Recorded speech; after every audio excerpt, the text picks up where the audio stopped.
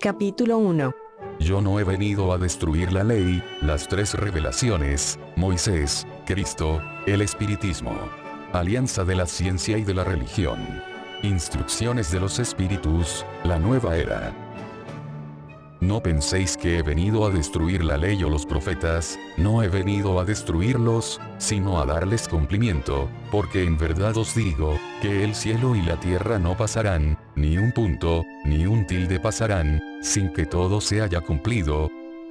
San Mateo, capítulo 5 versículo 17 y 18. Moisés. La ley mosaica se compone de dos partes distintas, la ley de Dios, promulgada en el monte Sinaí, y la ley civil o disciplinaria, establecida por Moisés. Una es invariable, la otra, apropiada a las costumbres y al carácter del pueblo, se modifica con el tiempo. La ley de Dios está formulada en los 10 mandamientos siguientes. Primer mandamiento. Yo soy el Señor tu Dios, que te saqué de la tierra de Egipto, de la casa de servidumbre. No tendrás dioses extraños delante de mí. No harás escultura ni figura alguna, de lo que hay arriba en el cielo, ni de lo que hay abajo en la tierra, ni de lo que hay en las aguas debajo de la tierra. No las adorarás ni les darás culto. Segundo mandamiento. No tomarás en vano el nombre del Señor tu Dios. Tercer mandamiento. Acuérdate de santificar el día de descanso. Cuarto mandamiento. Honra a tu padre y a tu madre para que seas de larga vida en la tierra, que el Señor tu Dios te dará. Quinto mandamiento. No matarás. Sexto mandamiento. No cometerás adulterio. Séptimo mandamiento. No hurtarás. Octavo mandamiento. No levantarás falso testimonio contra tu prójimo. Noveno mandamiento. No desearás la mujer de tu prójimo. Décimo mandamiento. No codiciarás la casa de tu prójimo, ni su siervo, ni su sierva, ni su buey, ni su asno, ni cosa alguna de las que son de él. Esta ley es de todos los tiempos y de todos los países, y por eso mismo tiene un carácter divino. Las demás leyes que han sido establecidas por Moisés, son muy diferentes, obligado a contener por el miedo a un pueblo naturalmente turbulento e indisciplinado, en que tenía que combatir abusos arraigados, y los prejuicios adquiridos en la servidumbre de Egipto. Para revestir de autoridad sus leyes, debió atribuirles un origen divino, como lo hicieron todos los legisladores de los pueblos primitivos. La autoridad del hombre debía apoyarse en la autoridad de Dios, no obstante, solo la idea de un Dios terrible podía impresionar a hombres ignorantes, en quienes el sentido moral y el sentimiento de una justicia recta, estaban aún poco desarrollados. Es evidente que el que había establecido en sus mandamientos, no matarás, no harás mal a tu prójimo, etc., no podía contradecirse haciendo del exterminio un deber. Las leyes mosaicas propiamente dichas, tenían pues un carácter esencialmente transitorio. ¿Cristo? Jesús no vino a destruir la ley. Es decir, la ley de Dios, vino a darle cumplimiento, esto es a desarrollarla, a darle su verdadero sentido, y adecuarla al grado de progreso de los hombres. Por esto se encuentra en esa ley el principio de los deberes para con Dios y para con el prójimo, que son la base de su doctrina. En cuanto a las leyes de Moisés propiamente dichas, por el contrario, Jesús las modificó profundamente, tanto en el fondo, como en la forma. Combatió constantemente el abuso de las prácticas exteriores y las falsas interpretaciones, y no pudo hacerlas sufrir una reforma más radical que reduciéndolas a estas palabras: amar a Dios sobre todas las cosas y al prójimo como a sí mismo, añadiendo, esta es toda la ley y los profetas.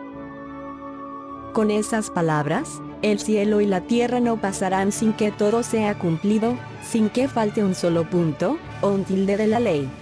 Jesús quiso decir, que era necesario que la ley de Dios recibiera su cumplimiento, es decir, que fuese practicada en la tierra, en toda su pureza, con todo su desarrollo y todas sus consecuencias. ¿Por qué? ¿De qué serviría haber establecido esa ley, si había de quedar como privilegio de algunos hombres o de un solo pueblo? Siendo todos los hombres hijos de Dios, sin distinciones, todos ellos son objeto de la misma solicitud. Pero la misión de Jesús no fue simplemente la de un legislador moralista, sino otra autoridad que la de su palabra. Vino a cumplir las profecías que anunciaron su llegada. Su autoridad provenía de la naturaleza excepcional de su espíritu, y de su misión divina. Vino a enseñar a los hombres que la verdadera vida no está en la tierra, sino en el reino de los cielos. Vino a enseñarles el camino que conduce a esa vida, los medios para reconciliarse con Dios, y hacer presentir por la marcha de las cosas el porvenir, para el cumplimiento de los destinos humanos. Sin embargo, no lo dijo todo, y sobre muchos puntos, se limitó a presentar el germen de verdades que él mismo declaró que no podían aún ser comprendidas. Habló acerca de todo, pero en términos relativamente explícitos, porque para entender el sentido oculto de aquellas palabras, era preciso que ideas nuevas y conocimientos nuevos vinieran a dar la clave, y estas ideas no podían venir antes que el espíritu humano alcanzara cierto grado de madurez. La ciencia debía contribuir eficazmente al nacimiento y al desarrollo de esas ideas. Era pues necesario dar a la ciencia tiempo para progresar. El espiritismo. El espiritismo es la nueva ciencia que viene a revelar a los hombres, por medio de pruebas irrefutables, la existencia y la naturaleza del mundo espiritual, y sus relaciones con el mundo corporal. Nos muestra este mundo, no como una cosa sobrenatural, sino al contrario, como una de las fuerzas vivas que incesantemente obran en la naturaleza, como la fuente de una multitud de fenómenos incomprensibles hasta ahora, y relegados por esta razón, al dominio de lo fantástico y lo maravilloso. A estas relaciones Cristo hace alusión en diferentes circunstancias, y por esto muchas de las cosas que dijo son todavía ininteligibles o falsamente interpretadas. El espiritismo es la clave con cuya ayuda todo se explica fácilmente. La ley del Antiguo Testamento está personificada en Moisés, la del Nuevo Testamento está personificada en Cristo. El espiritismo es la tercera revelación de la ley de Dios, pero no está personificado en ningún individuo, porque es producto de la enseñanza impartida, no por un hombre, sino por los espíritus, que son las voces del cielo, en todos los lugares de la tierra y a través de una multitud de innumerables intermediarios. El espiritismo es en cierto modo, un ser colectivo que comprende el conjunto de los seres del mundo espiritual, viniendo cada uno a traer a los hombres el tributo de sus luces para hacerle conocer el mundo espírita y la suerte que allí les espera. Lo mismo que Cristo dijo, no vengo a destruir la ley, sino a cumplirla. El espiritismo dice también, no vengo a destruir la ley cristiana, sino a cumplirla. No enseña nada contrario a lo que enseñó Cristo, pero desarrolla, completa y explica, en términos claros para todo el mundo, lo que se dijo bajo la forma alegórica. El espiritismo viene a cumplir en los tiempos predichos lo que Cristo anunció, y a preparar el cumplimiento de las cosas futuras. Es la obra de Cristo, que él mismo preside, así como a la regeneración que se opera y prepara el reino de Dios en la tierra como igualmente lo anunció. Alianza de la ciencia y la religión. La ciencia y la religión son las dos palancas de la inteligencia humana, una revela las leyes del mundo material, la otra las leyes del mundo moral, pero teniendo ambas el mismo principio, que es Dios, no pueden contradecirse. Si una fuera la negación de la otra, entonces necesariamente una estaría equivocada, y la otra tendría razón. Esto no es posible, porque Dios no quiere destruir su propia obra. La incompatibilidad que se ha creído ver entre estos dos órdenes de ideas, se debe a una falta de observación y al sobrado exclusivismo de una y otra parte. De ahí el conflicto, del que han nacido la incredulidad y la intolerancia.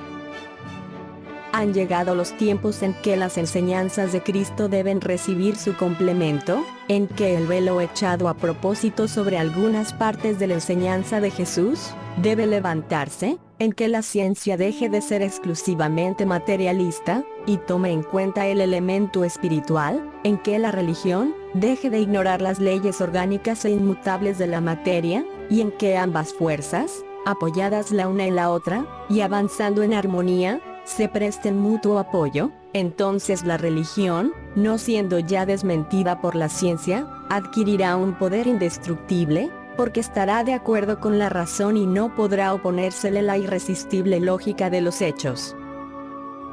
La ciencia y la religión no han podido entenderse hasta hoy, porque cada una mirando las cosas desde su exclusivo punto de vista, se rechazaban mutuamente.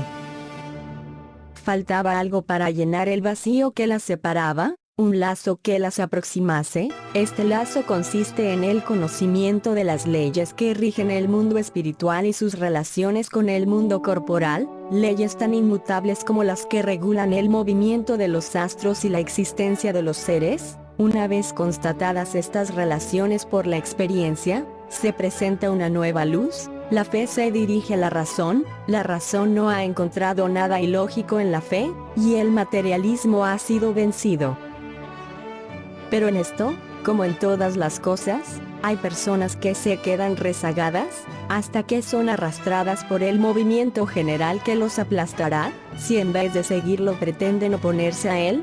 Es una verdadera revolución moral la que se produce en este momento e incide sobre los espíritus. Después de haberse preparado durante más de 18 siglos, alcanza su plena realización y señalará una nueva era para la humanidad. Las consecuencias de esta revolución son fáciles de prever, debe introducir inevitables modificaciones en las relaciones sociales, y no está en el poder de nadie el oponerse a ellas, porque forman parte de los designios divinos, y son consecuencia de la ley del progreso, que es una ley de Dios.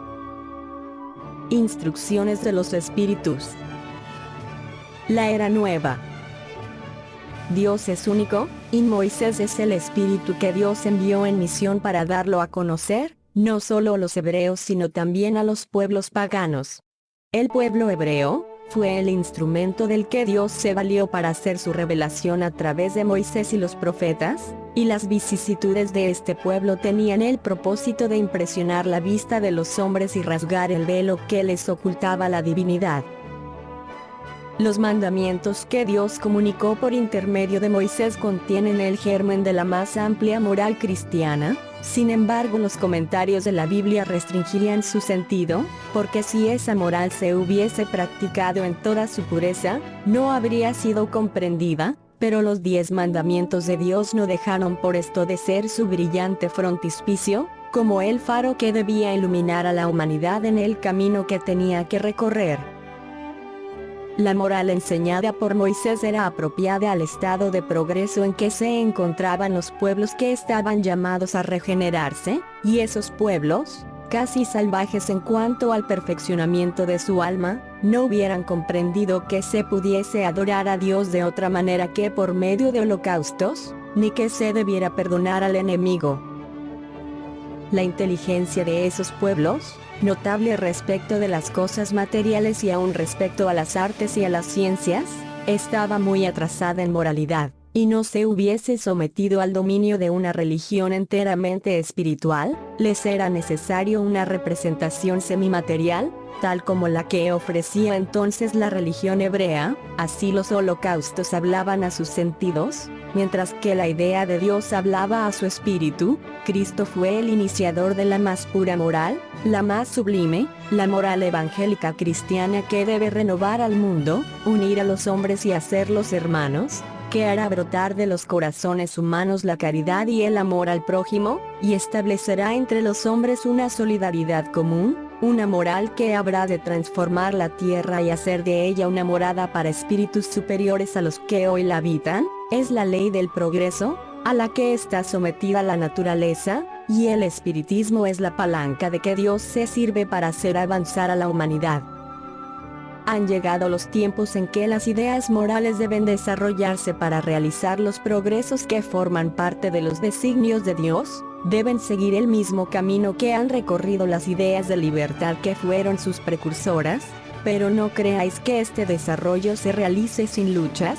No, esas ideas necesitan, para llegar a la madurez, conmociones y disputas, a fin de que llamen la atención de las masas. Cuando eso se logre, la belleza y la santidad de la moral impresionarán a los espíritus, y ellos se dedicarán a una ciencia que les da la clave de la vida futura y les abre las puertas de la eterna felicidad. Moisés abrió el camino, Jesús continuó la obra, el espiritismo la concluirá.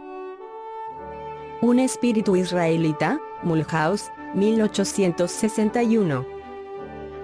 Un día, Dios en su caridad inagotable, permitió al hombre que viera cómo la verdad atravesaba las tinieblas. Este día fue el advenimiento de Cristo. Después de la luz viva, volvieron las tinieblas.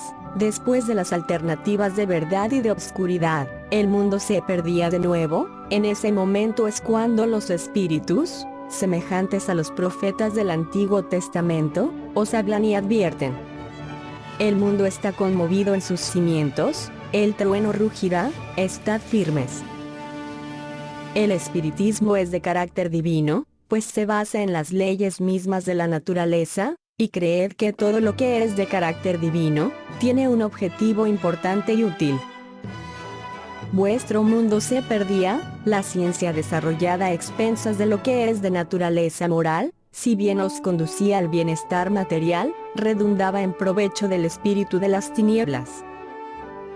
Vosotros lo sabéis, cristianos. El corazón y el amor deben marchar unidos a la ciencia, el reino de Cristo. Después de 18 siglos, y a pesar de la sangre de tantos mártires, aún no ha llegado. Cristianos, volved al Señor que quiere salvaros. Todo es fácil para el que cree y ama, el amor lo llena de una alegría inefable. Sí, hijos míos, el mundo está conmovido, los espíritus buenos os lo dicen a menudo, retroceded ante el soplo precursor de la tempestad, a fin de que no seáis derribados, es decir, preparaos, y no os parezcáis a las vírgenes locas que estaban desprevenidas a la llegada del esposo.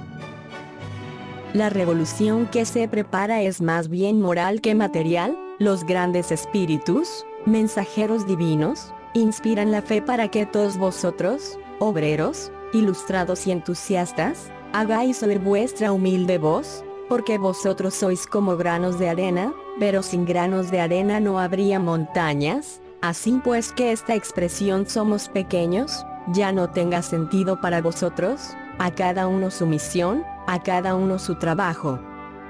¿Acaso no construye la hormiga el edificio de su república, y los animalitos imperceptibles no levantan acaso continentes?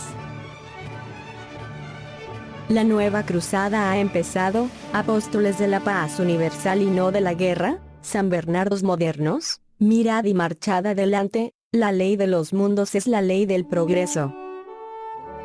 Fenelón. Potiers, 1861. San Agustín es uno de los más importantes divulgadores del espiritismo, se manifiesta en casi todas partes, y la razón de ello está en la vida de este gran filósofo cristiano. Pertenece a esa vigorosa falange de padres de la Iglesia a los cuales la cristiandad debe sus más sólidos cimientos.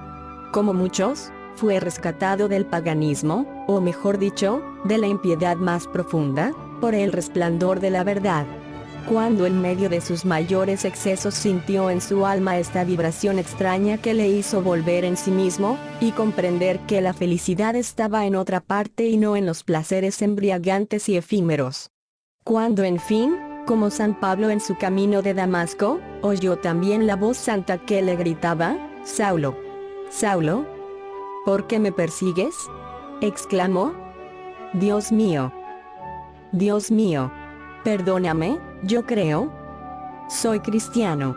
Y desde entonces se convirtió en uno de los más firmes defensores del Evangelio. Se pueden leer en las notables confesiones que nos dejó este eminente espíritu, las palabras características y proféticas al mismo tiempo, que pronunció después de haber perdido a Santa Mónica. Estoy convencido de que mi madre volverá a visitarme y a darme consejos, revelándome lo que nos espera en la vida futura. Cuánta enseñanza hay en estas palabras, y qué previsión tan brillante de la futura doctrina. Por eso hoy, viendo llegada la hora para divulgar la verdad que en otro tiempo presintió, San Agustín se ha vuelto su ardiente propagador, y se multiplica, por decirlo así, para acudir a todos los que lo llaman. Erasto, discípulo de San Pablo. París, 1863. ¿Acaso San Agustín viene a echar abajo aquello que edificó? Por cierto que no, pero como tantos otros, ahora ve con los ojos del espíritu, lo que no veía como hombre, su alma desprendida entrevé nuevas claridades, y comprende lo que no comprendía antes. Nuevas ideas le han revelado el verdadero sentido de ciertas palabras. En la tierra, San Agustín juzgaba las cosas según los conocimientos que poseía, pero cuando se hizo para él una nueva luz, pudo juzgarlas más sensatamente. Así abandonó su creencia respecto a los espíritus incubos y subcubos, y el anatema que había lanzado contra la teoría de las antípodas. Ahora que el cristianismo se le presenta en toda su pureza, puede pensar sobre ciertos puntos de otro modo que cuando vivía, sin dejar de ser un apóstol cristiano, y sin renegar de su fe. Puede hacerse divulgador del espiritismo, porque en él ve el cumplimiento de las cosas predichas. Al proclamarlo hoy, no hace otra cosa que conducirnos a una interpretación más sensata y más lógica que los textos. Lo mismo sucede con otros espíritus que se encuentran en una posición análoga.